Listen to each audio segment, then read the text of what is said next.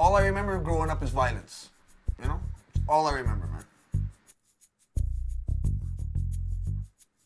He used to take me to gym, but I used to go train my taekwondo, then go to 20th Century and box. Put me in the ring with he used to put me in the ring with monsters, bud. I was 9, 10, 11 years old, bud. 60 pounds, 70 pounds soaking wet with an afro. Making me fight 15-year-olds and 16-year-olds. Yeah, it's okay. He's all right. He can do that. Yeah. My dad's line to my mom when she said, what did she say? She said, Ross, that's my father's name. She goes, Ross, man, you gotta take it easy. You're gonna hurt that kid. Listen, I put him in martial arts so he can take it. Now he's taking it.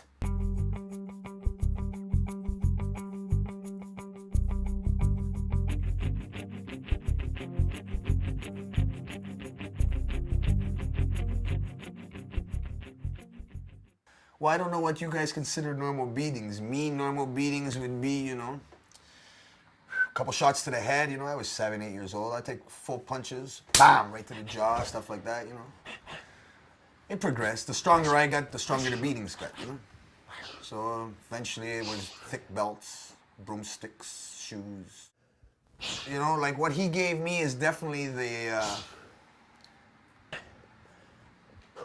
to be honest, man, the enjoyment of violence, you know? Like, I gotta be honest, I love it.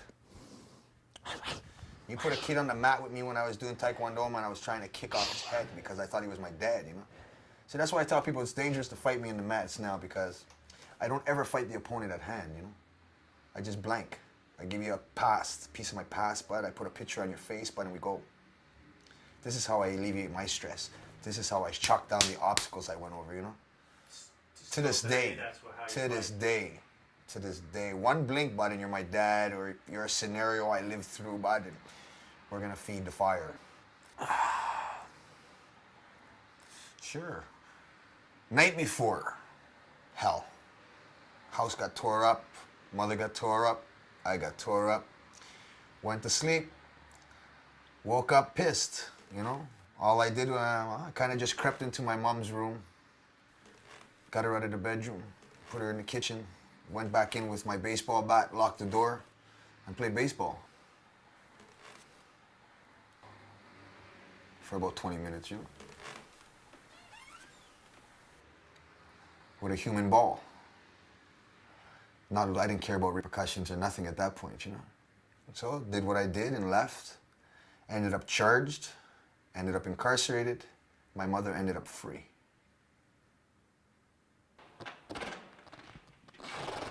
They wanted attempted murder initially. Got it dropped down to aggravated assault causing bodily harm. Give me my little deuce, which is a kiss, you know what I mean? Do amos. Did my mother visit me in Bordeaux? Yeah, no, we didn't talk for a while. She didn't come to visit me in jail. Not that I remember anyways. I don't remember her coming to visit me in Bordeaux. I don't remember any visits.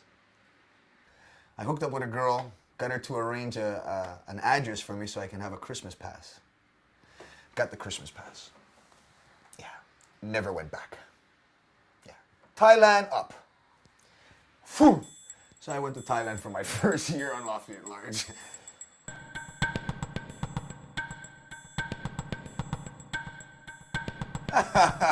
You're a foreigner. They treat you like shit. You know? They don't treat you like shit, but like, compared to how you get treated here, you get treated bad because you're an outsider. So foreign.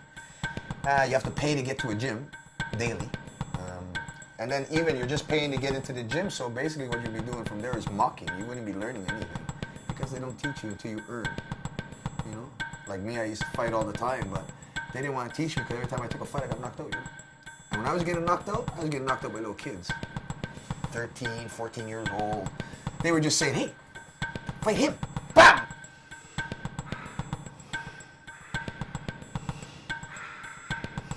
It took me about 2 years and 39 concussions before I picked up that I had some skills and I started learning how to utilize my reach and my long legs and this and that.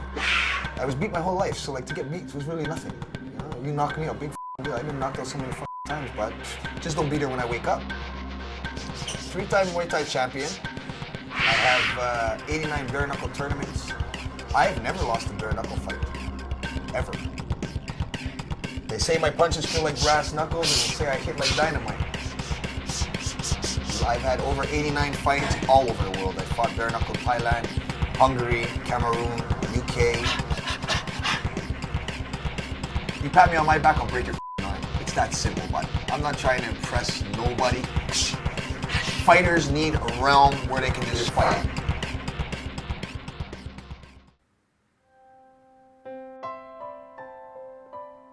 But when she got out of the car, but I saw her. She was like, damn. I looked at my partner, Tony, man, and I said to him, I said, you know what? I'm gonna marry that girl, bud. We started talking, hanging out. Took her on a couple dates. Next thing you know, boom, we were together, you know? So boom, boom, boom. 8 months into our relationship, she got pregnant. I proposed. She accepted. We got married May 27th of 2000. My son was born December 18th of 2000. And then I can say it went downhill from there.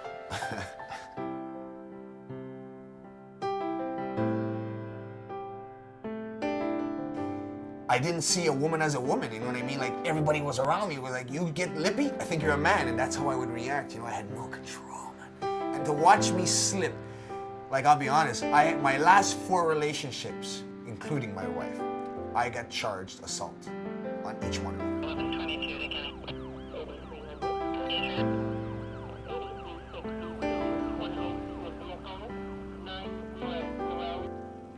But I was bad, man. Like, I hurt a lot of people, you know? And I'm not just talking like, I've hurt a lot of people.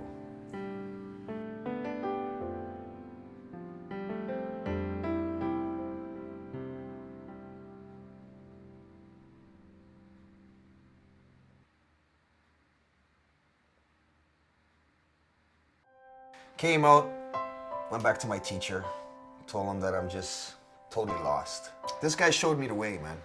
Like, he showed me that my aggression didn't always have to hurt people on a negative plateau. You know, I can do things in a constructive form and get recognition for it and still build a positive basis. Suture, I can tell you, he's been there from the beginning with my change, you know?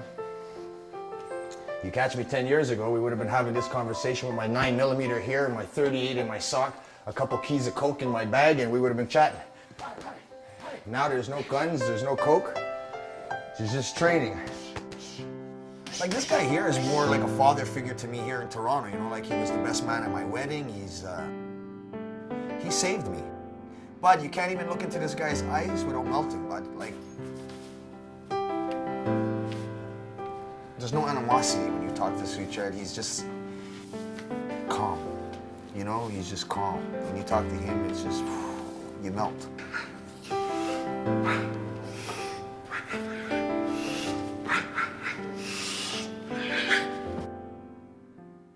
Point blank fighting system is my way of not saying to women that, hey, I think you need to toe-to-toe man, but at least to say, you know what? You need at least a couple of little tricks in your arsenal.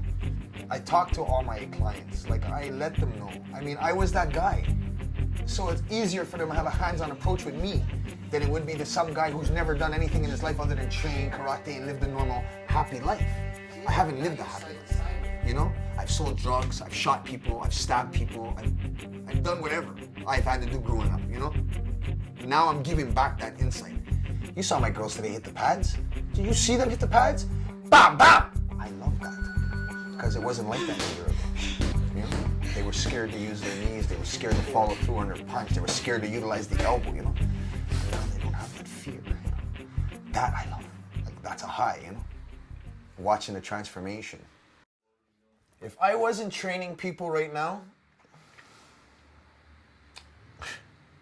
I don't know, life? Probably 10 to 15. Yeah. That's what I'd be doing right now.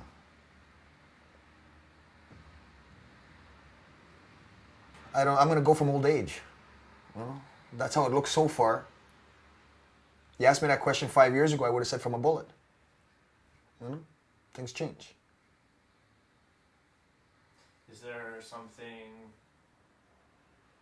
that I should have asked you that I didn't ask you? That's an open-ended question, Billy.